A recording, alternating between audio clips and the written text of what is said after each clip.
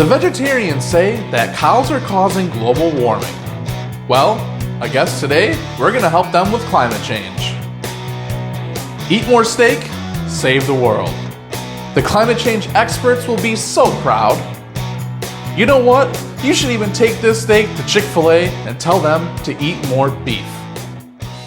What's up, you guys? Welcome back to the channel. Today we're here with my friend Mr. Steaky, and we're gonna smoke him to pieces. Well, not really to pieces, because we want it to be a nice medium rare, but you get what I'm saying. We're gonna smoke this bad boy on my Pit Boss Austin XL, and then we're gonna be doing a reverse sear on my Weber kettle. So I hope you guys stay tuned to see me destroy this thing. Make sure you watch this video all the way to the end. So with all that being said, let's get started. Today we are using Montreal steak seasoning to season up our tomahawk steak. All right, so today we're going on nice, thick, and heavy. We want this to be able to build a very nice crust on our steak. So we're just gonna season this up pretty liberally, and then we're just gonna go ahead and start to pat down. And I'm thinking I could probably pull off a little bit more over here, and we'll call this about good. Now we're gonna take and flip that bad boy over. So again, just take, and we're gonna get a really nice coating. We wanna build a very nice crust, a very nice outside layer on our tomahawk steak. This thing is super thick, so it can handle a lot of seasoning. Oh yeah, that's perfect. Look at that. Go ahead and pat that in because we are not using any kind of binder today. Now we're just gonna flip this onto its side, and we're just gonna begin to season up our side. Just go ahead and pat that in. And let's not forget about this little fat cap down here by our bone. Let's go ahead and season that up too. Let's go ahead and get this side. Oh, look at that. This looks so good. I'm really happy. This is gonna be great eating later. I'm happy I make these videos. I get to eat really good food. This is awesome. It's like the best job ever. Now for this tip right here, we're just gonna go ahead and we're just gonna kind of try to soak up some of this extra seasoning that's on our board. Just make sure you get your sides real nice and good. And we're gonna let this sit here and rest for 45 minutes. So since I did not use a binder, I really want this meat to start to sweat and absorb some of the seasoning to help it stick to the meat. If I were to just go ahead and put this steak onto my smoker right now, a lot of the seasoning would fall off when it makes contact with the grill. And our goal here is to build a very epic crust. This is gonna be super amazing. So we really wanna make sure that we let this rest until it comes up to room temperature. And that process will take anywhere from about 30 to 45 minutes. So I'll see you guys in just a matter of a few seconds, but for me, it'll really be like 45 minutes, so let's go. Okay, we're out here at the Pit Boss Austin XL today. I have it rolling at 250 degrees. Let's go ahead and get the tomahawk steak on. All right, so I'm gonna take this bad boy and I'm gonna set it right about here. The majority of the heat is in this area, so I got my bone facing this way. So that way the steak gets hit up with this heat. I'm gonna go ahead and shut it down. All right guys, so our tomahawk steak has been on for a total of 30 minutes. Let's open it up. We're gonna get an internal temperature and then flip it over. All right, so let's open this bad boy up, see how we're looking. So right now we're sitting at about, 75 degrees or so. So we're gonna go ahead and get our steak flipped over now. Just go ahead and give it a nice flip. Shut it down.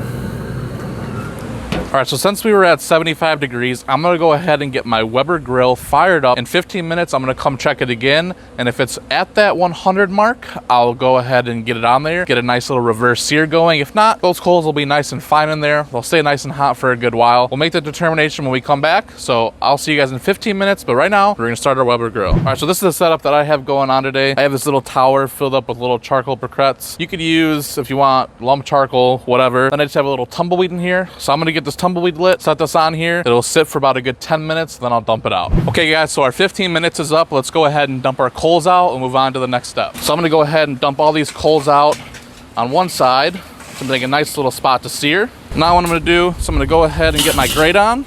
I'm just gonna go ahead and kind of clean this up a little bit, knock off some of this stuff with my wire brush. Ooh, it's nice and hot. Just want to give a nice clean area for my steak to go on, for it to get nice and seared up. And now this is gonna heat up while I go check the steak. All right guys, let's open this up and see where our steak's at. All right, and we're at about 110 degrees, 108 degrees, so that's perfect. Let's go ahead and get it off onto our Weber grill. All right guys, so we're gonna set this right over our very nice and hot bed of coals, and we just wanna let this get seared up now. So our goal internal temperature is anywhere from like 125 to 130. So I'm gonna just stand here and I'm just gonna be checking this. I have the top off because I want these holes just to get really good heat, a lot of good wind flow. That'll make it flame up up real nice.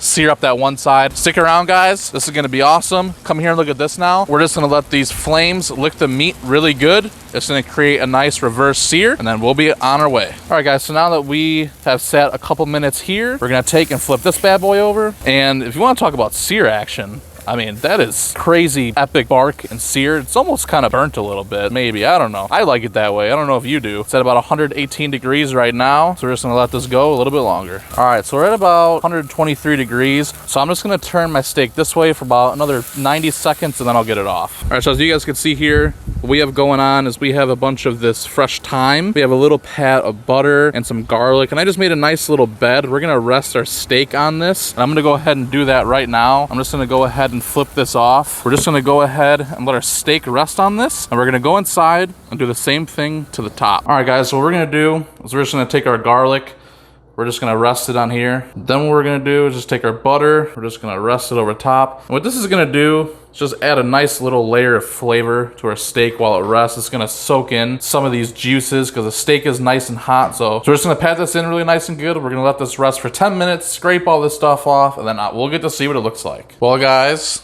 here we are. Look at our big steak. This is epic.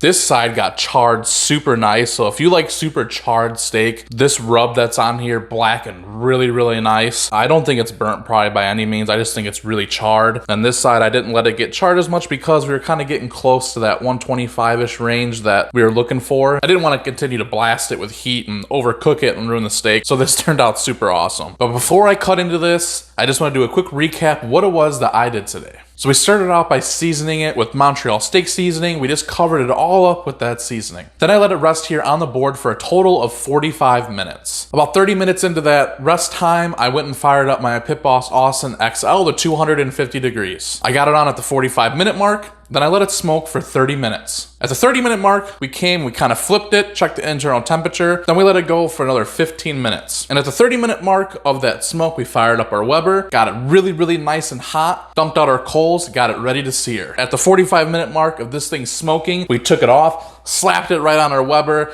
let it get super charred up really, really nice, help bring that internal temperature up to 125 degrees. Then we put it on a bed of butter, garlic, and thyme. We covered it on top of that too. We let it rest for 10 minutes. Then we took a few pictures, got a couple B-roll shots, and now here we are, ready to eat this monster steak. So let's dig in. So I'm just gonna take and follow along this bone and cut all the way down this steak. Look, guys, there's a bunch of meat hanging off the end of here. I'm just gonna take a quick little bite, and this looks really nice. So I mean, hey, why not take a bite off the bone?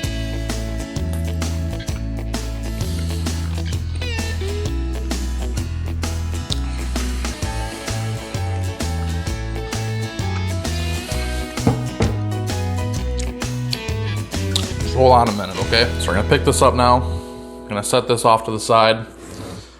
Now we're gonna cut into this bad boy. Slice this up real nice. And this definitely came up a lot in temperature while we rested, so I definitely call this a nice medium steak. This is definitely not medium rare. Hey, this is gonna be great. Can't wait to take a big bite out of this. So I'm just gonna take this piece right here. This looks like a nice little bite to me. It's done left for me to do. Take a bite.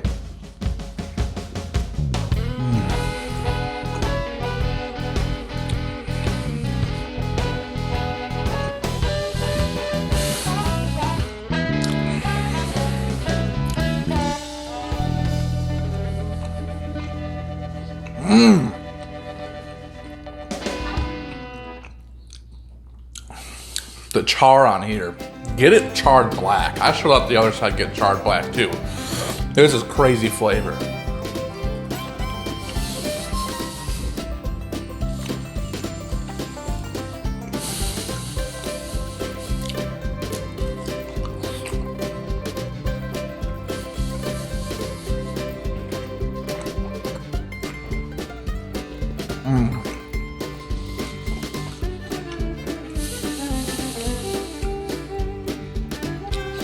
I'm sorry I had to watch that.